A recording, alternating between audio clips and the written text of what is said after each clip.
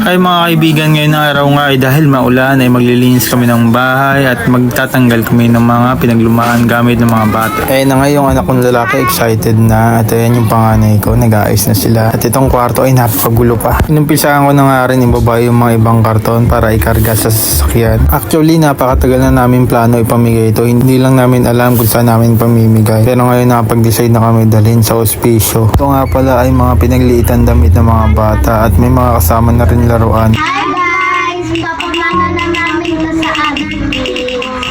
Time to bye-bye. It's time to buy. Bye-bye. Bye-bye. Bye-bye. Pew! Hi guys. Hello.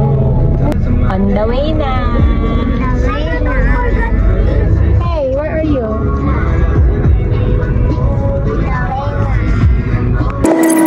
So guys, OTW na nga kami. Papunta na kaming hospicio. At sinama na nga namin ang mga kids para mapagpaalam sila ng maayos sa kanilang mga laruan at gamit.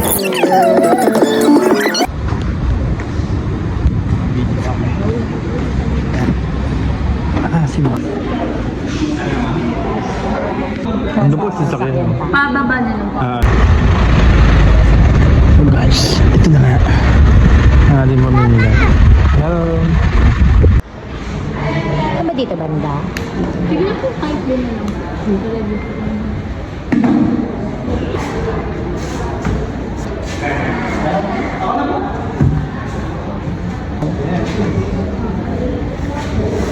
Oh, dami.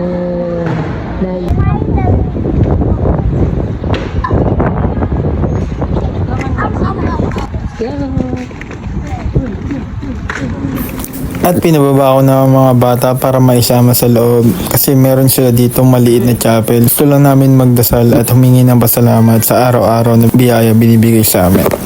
Mama, there's a upstairs.